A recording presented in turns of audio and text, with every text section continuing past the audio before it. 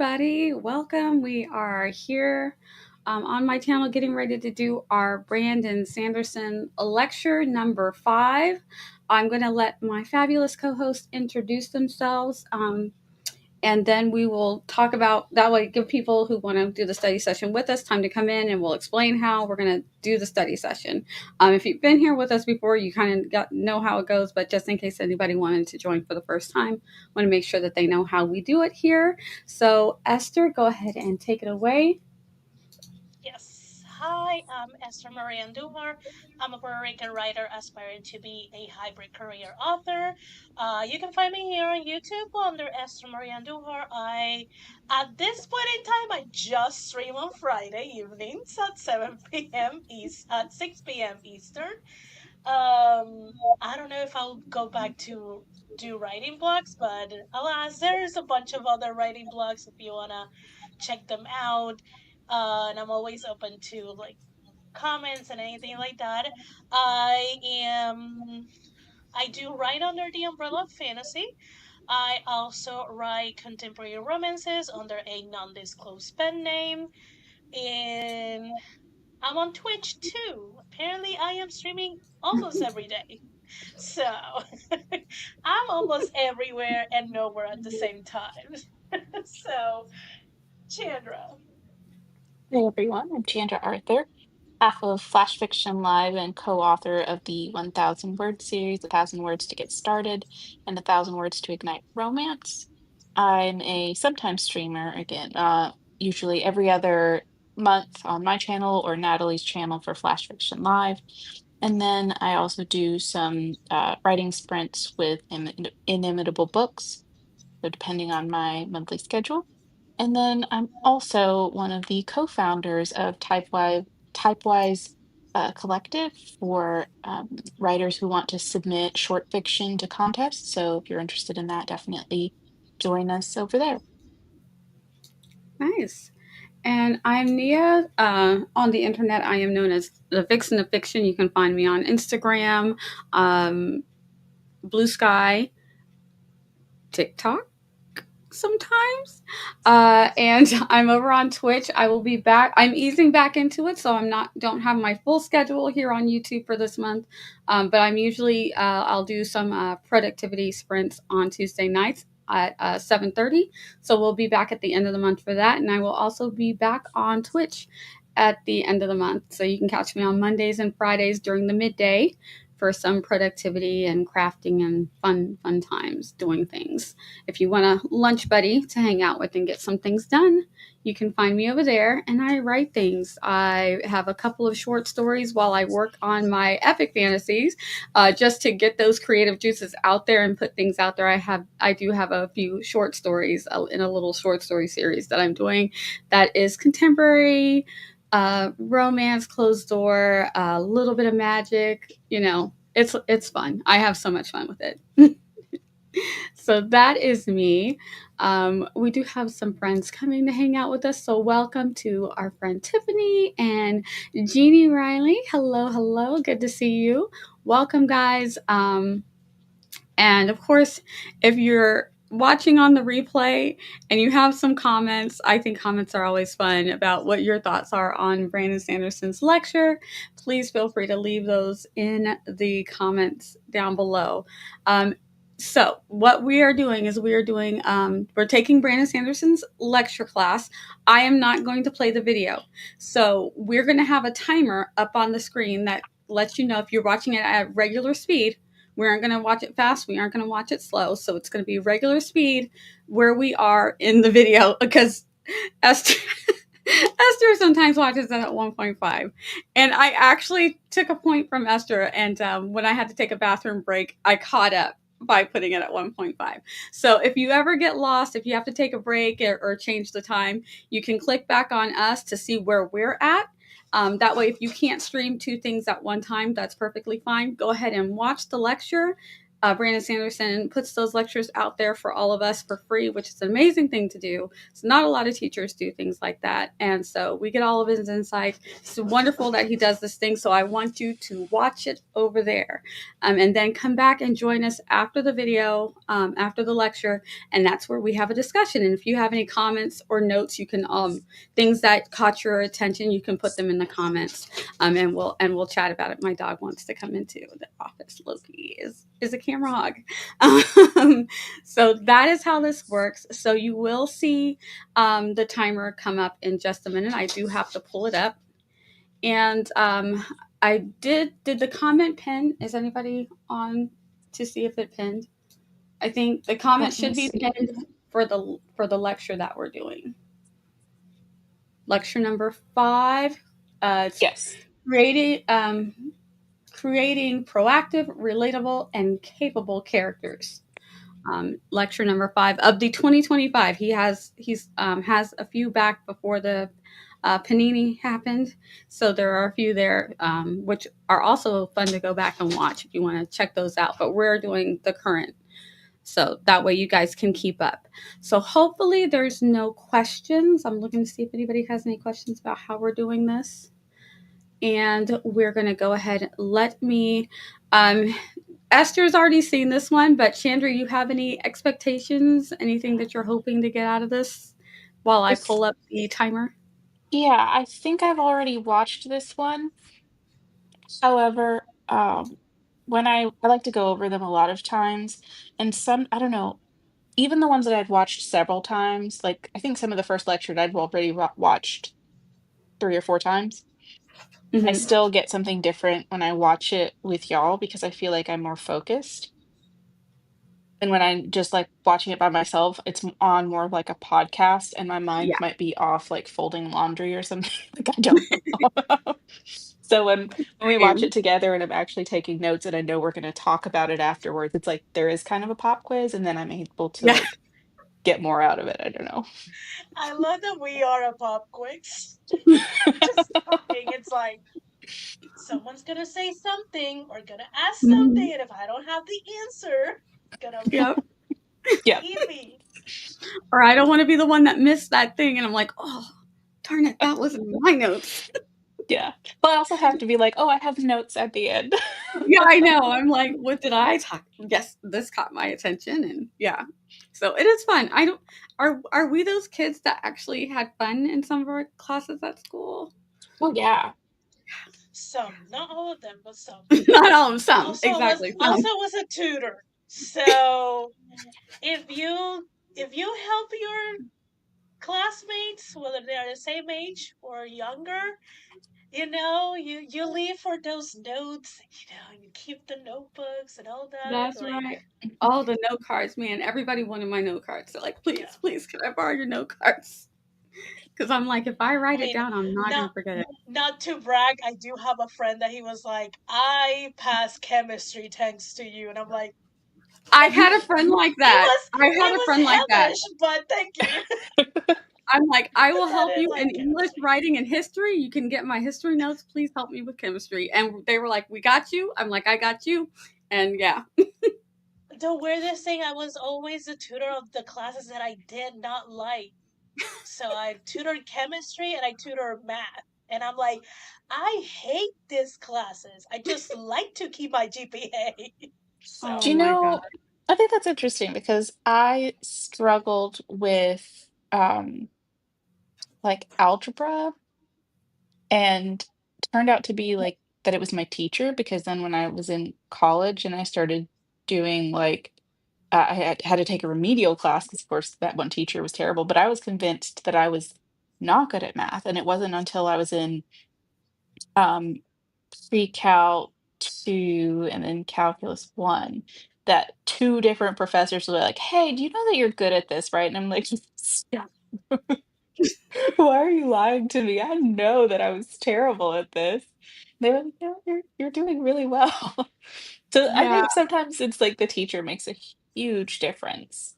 yeah, yeah. I feel like that is true because I did not know I am slightly dyslexic. I get numbers and letters and things flipped backwards, and I did really well for a long time in math, and then all of a sudden I didn't do well, and I'm like, I don't know why.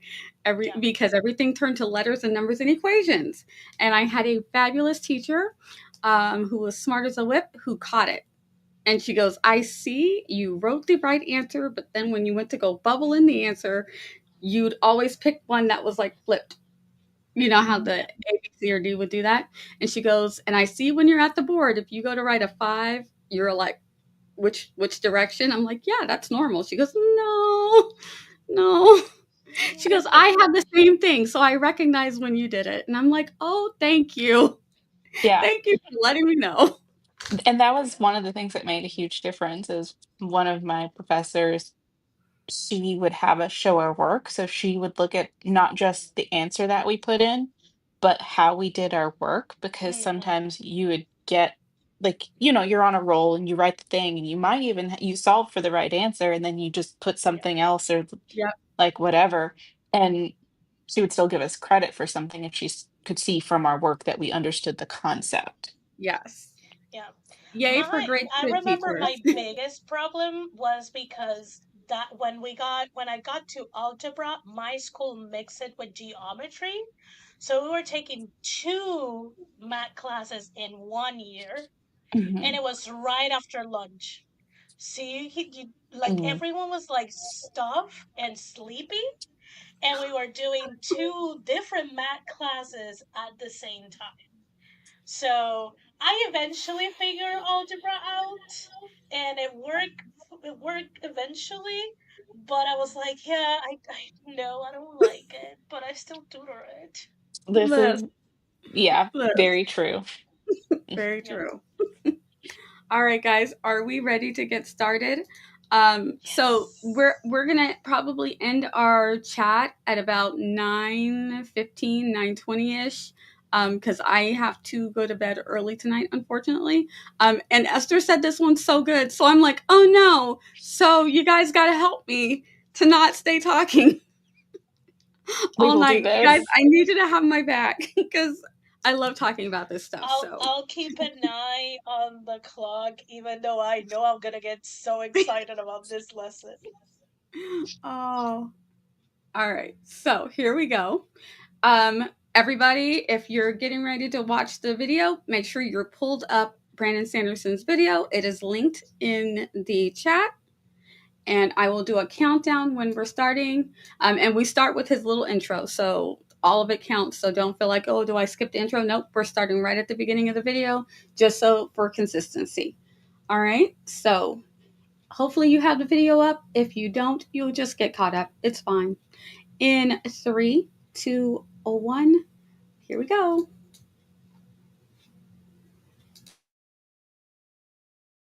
And it's counting down the minute marker. So do you see the 0? It's fine.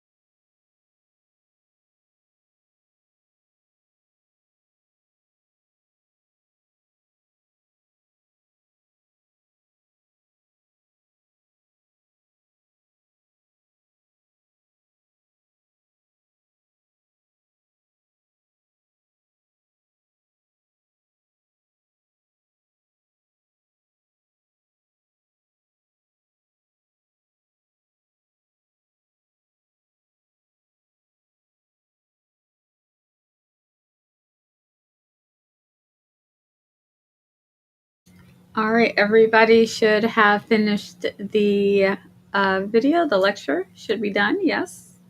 Good. All right. So, what did we think? How was it? Esther's still smiling. So good. So good. And so many things click.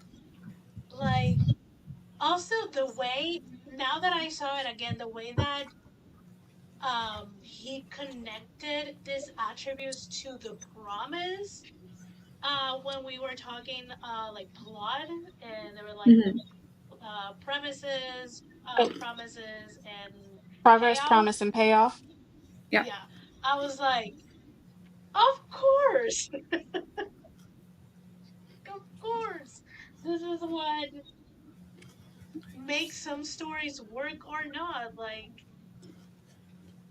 sometimes I personally have, like, I could, a lot of the times I think of like promises as in like cool magic things, and interesting creatures or interesting settings if we're talking about fantasy or science fiction, or if we're talking about like romance, like those swoony moments, like falling in love. But those promises are very high with the character's Yeah. motivation, because like if if they don't have a, like Mulan, if she didn't wanted to protect her dad, there was absolutely no reason for her to go to war Good. in his stead. And then all the promises that we got about like cool things and watching her solve things on like very unconventional ways wouldn't happen because she didn't have a strong motivation to carry this story. So I was like, I got it. now That the Mulan reference, and then as we listened to everything that he was saying, I was like, that really. I think I put it in the chat because you mentioned it too. I said that is actually like the perfect example, and each yeah, time these character promises are fulfilled, and I was like, that's like the perfect example. So yeah, that was good. I actually there were times when I was just like listening and I'm like, oh stink, I need to and I still got like 2 pages of notes and I feel like I need to go back, watch it again. I didn't even put my timestamps. I'm like, why didn't you put your timestamps? So I definitely have to watch this one again and just jot down the things that I missed and timestamp everything that I did get. I had actually 10 minutes 30 seconds. Just the note was review this section because I was like trying to write stuff down, and he was talking about flaws, and there were 3 points around flaws that he mentioned. And it was so quick that I didn't get that down, so I have to Yeah. go back and watch from that time. I Um, think I jotted down, I think, is it the flaw, restrictions and limitations? it was something about like what are they working on, and then there were like 3 stages of it.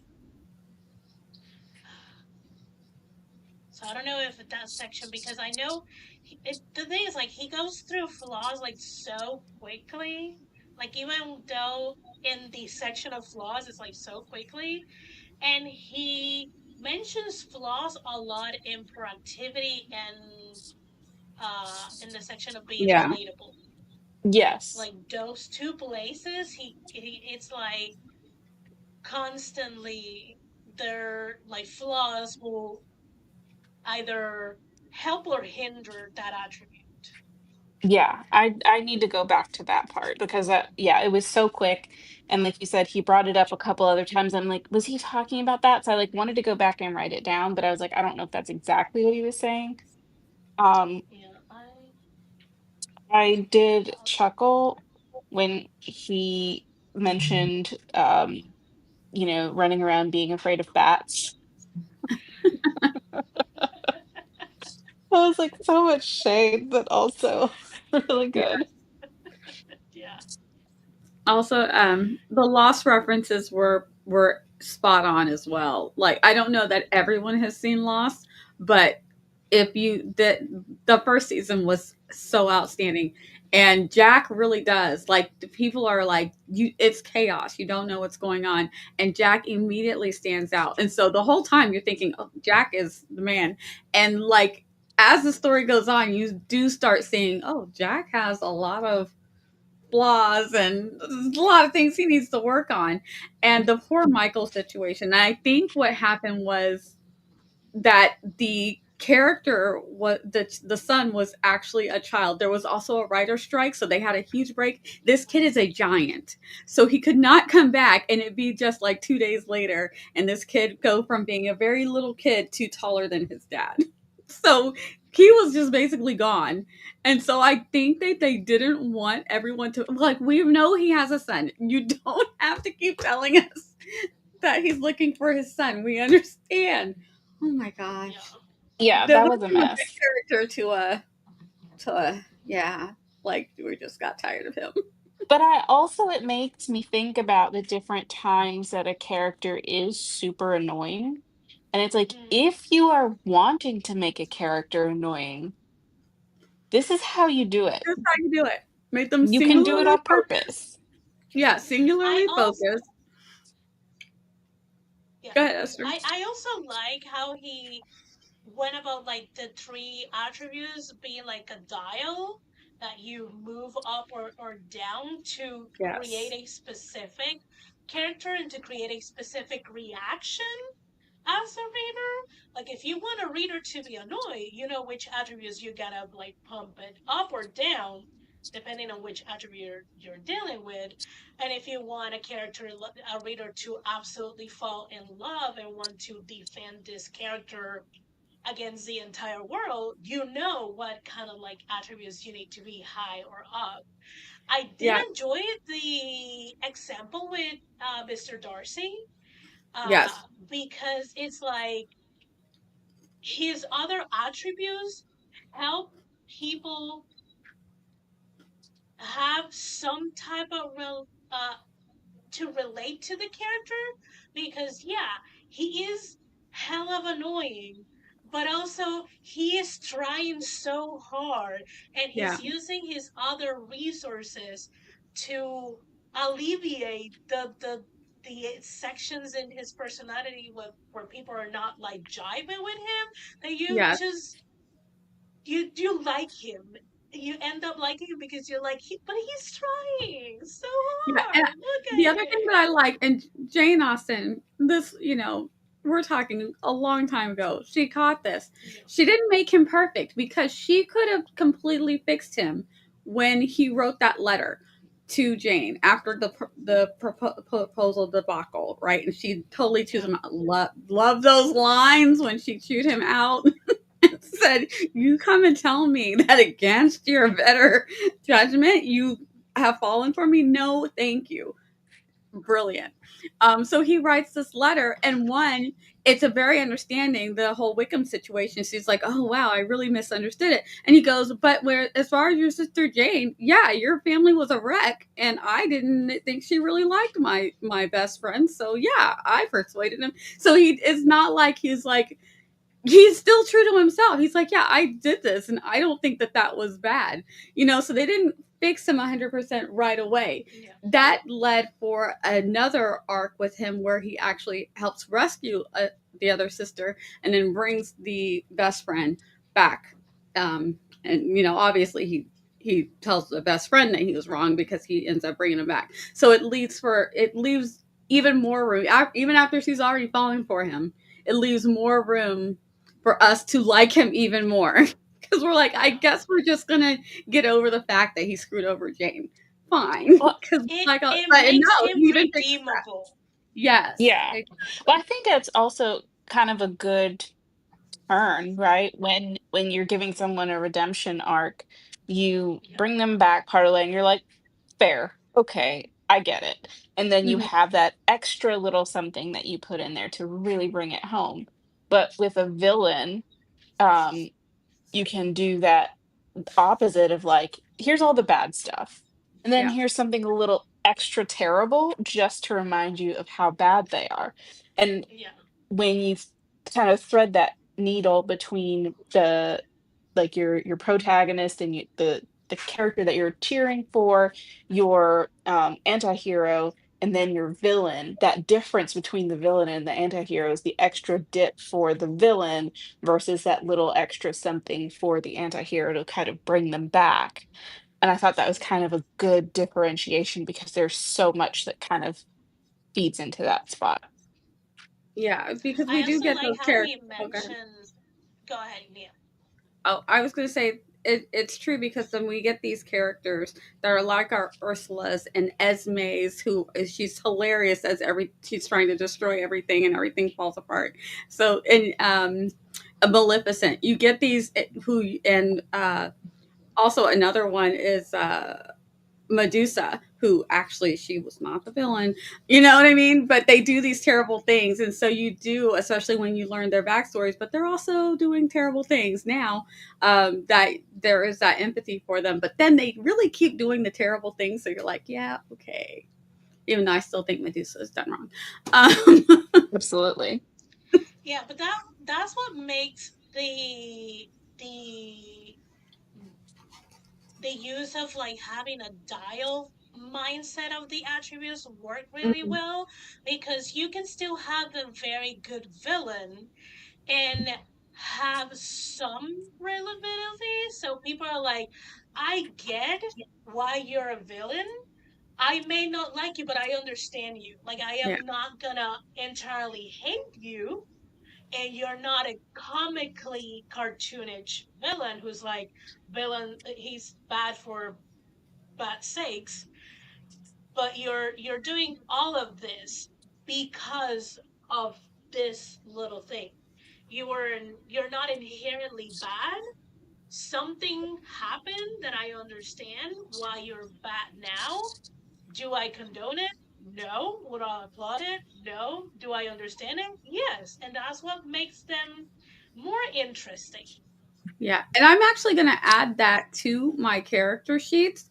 I'm going to make a chart with the relatability, the proactivity, and the capability, and put my characters on the chart and chart where I want them to be by the end, and where I want them to struggle. I really feel like that'll be helpful to have, as a reference. Mhm. Sometimes you get these great ideas for this great character, and you're like, well, they can't be perfect all the time, or they're really terrible. I don't even want this person to be the hero. I don't want him to end up with a girl. Like, I mean, Well, I let's mean, fix this. that could be a really good, like, even in a romance, or even if you look at love triangles Hmm. where Yes. people pick a team, what Yeah, makes readers ship characters, it's like, okay, well, if you have um even in Vampire Diaries as an example, the difference yeah, between Damon and Stefan, and we know Stefan's always going to have the higher morality, but we know that Damon is always going to be the more proactive one.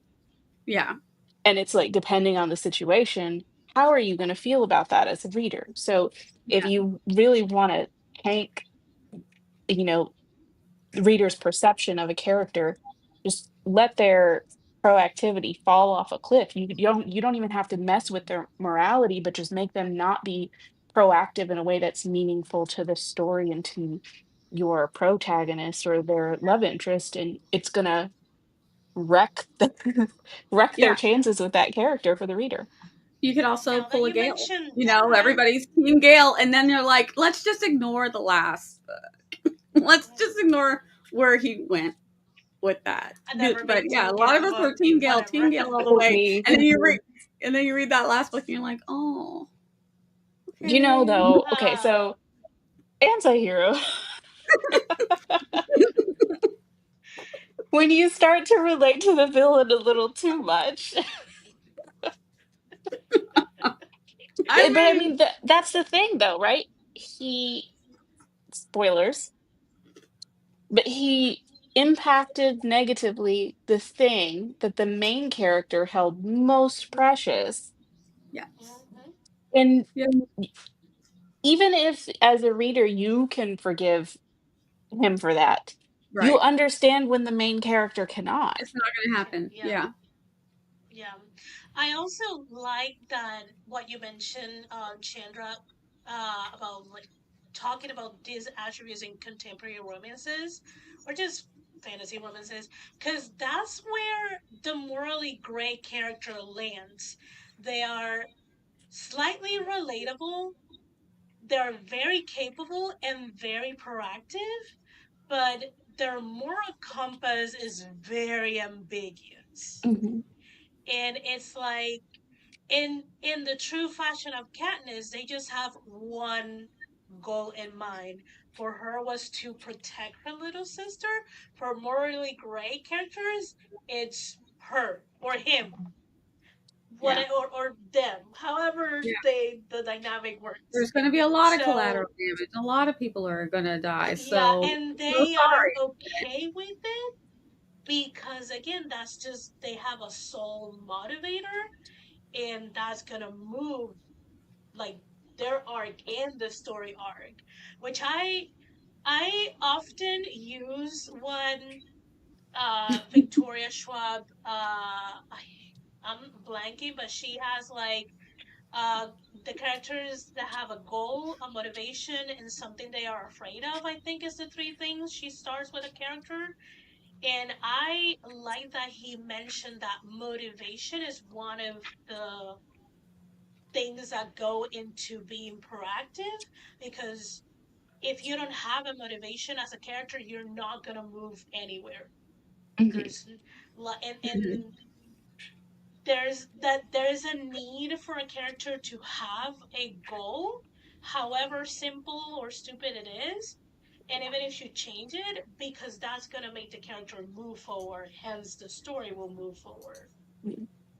The question on proactivity, what if the character doesn't act, and how he mentioned as the answer that unless it's because the character's frozen, it's not necessarily a problem.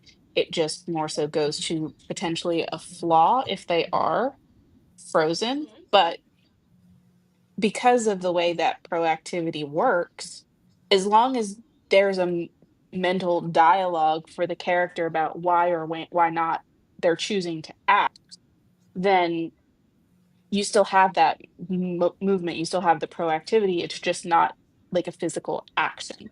And I think Yeah. clarifying that proactivity doesn't have to be them doing something. It can be their thought patterns or their strategy, whatever the case may be.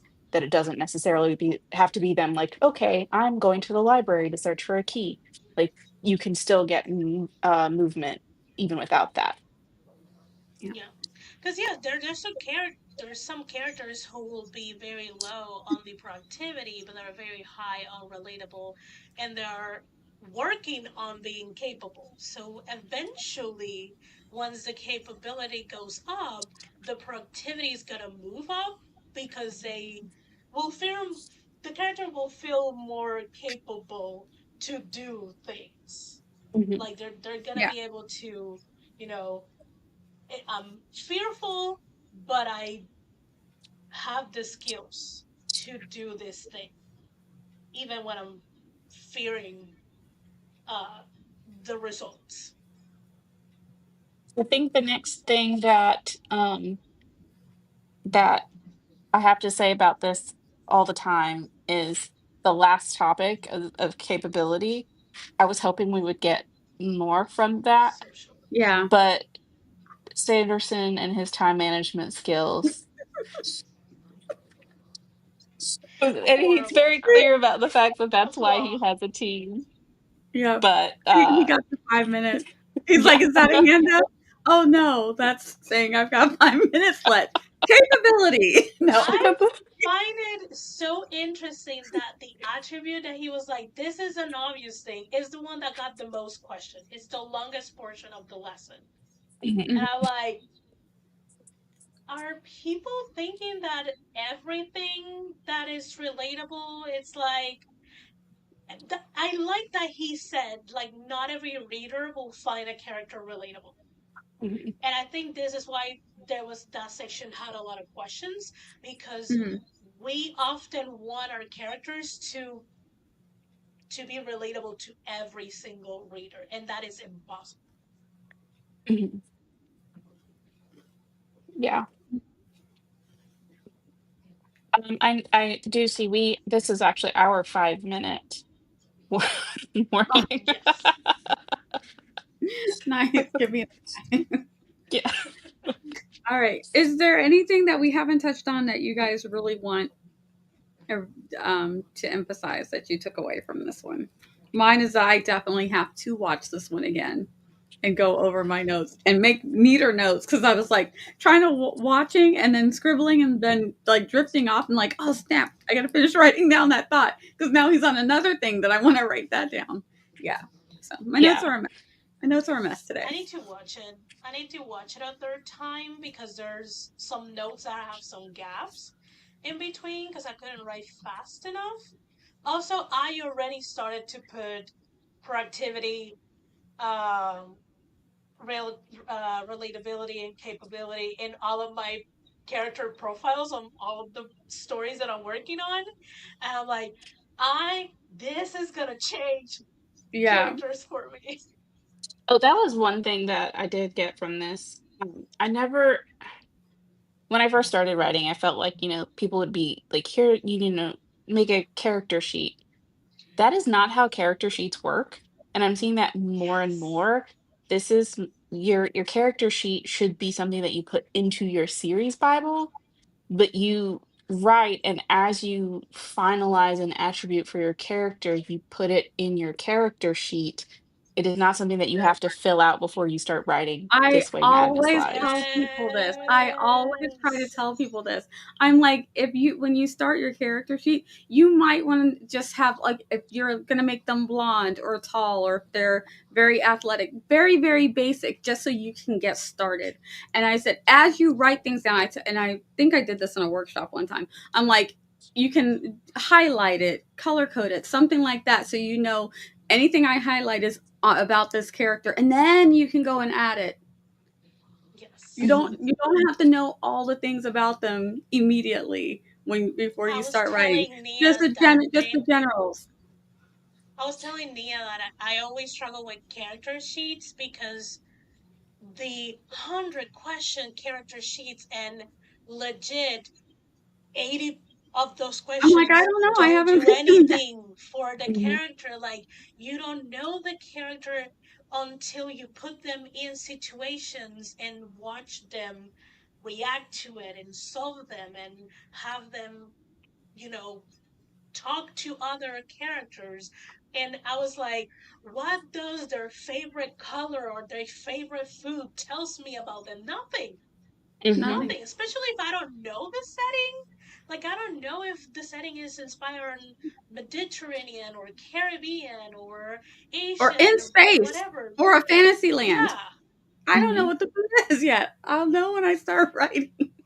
Yeah. Yeah. So this was this is exactly what I felt like I needed, a concise way that I can build the character and still can like wiggle those things depending on how the draft progresses.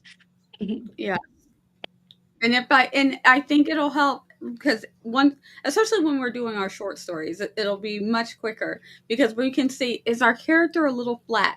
Let me put the things on the chart. I really dropped the ball on the flaws. I really haven't given them a lot of. They're not very capable. They're just existing. You know what I mean? And sometimes that just happens by accident. Mhm. And so this will Yeah. help me as I write a character. Now, where did they fall? Here, here, here. Did this progress? Did this go down? As a story, did it just remain a straight line? And what can I do to adjust this to make the character a little bit more exciting, a little bit more relatable, a little bit more proactive? Because I think making them more proactive might make them a little bit more exciting. Making them more relatable might make them feel like, oh, they're just there existing. Well, even with the capability, if they're building a skill, building a capability, to throw in a few try fail cycles. Yep. And immediately you've built a little bit of capability that you can carry on throughout the story. So Mm-hmm. it's Yep. definitely these lectures are building blocks. Yes. Yeah. I'm excited to put put these things into practice. I'm like, I've got a couple stories I can start Yeah, same. niggling with them right now. See So why I was like, this is a good yeah, lesson. this Mhm. was a good one. This was a good one. Absolutely. I can't wait to see what Yes. Becca thought of this one when she gets back. Yeah. All right. So any final thoughts, guys? So we can go ahead and wrap it up. Oh my gosh, I'm watch me still not fall asleep till 1 o'clock though. Fingers crossed for you. I know. Please. Go to Um, bed. As soon as we stop, go to bed. any final thoughts? Are we excited for the next one? The next one Absolutely. has a 6 and a 6.5. Should we do them both together, or Esther? Are you going to I preview 6 think and 6.5? I mean, I'm gonna watch 6, but I think the 6.5 it's done because he said the person that was coming in for a Mm-hmm. lecture couldn't come. So I think that 6.5 is him stretching the lesson to fill on that gap. Okay. All right. I I might think. pre-watch that one to see. Well, let me know. We've got 2 weeks before it comes up to see if we need to just go ahead and do them together or keep them separate. Okay. All right, That guys. So sounds we good. will be back in 2 weeks. Are you going to be with us, Chandra, or are you going to be on holiday? I will be on holiday. I will see what my schedule is like. From there, if it works out that I can jump in, then I will, or I may just be in the comments, depending. All right, sounds good. All right, everybody. Thank you guys for hanging out with us. I hope you guys are getting as much from this as we are. This has been a delight. I'm going to find my music so that we can sign out without everybody just staring there wondering if it's still live. So, bye. See you next time. Bye.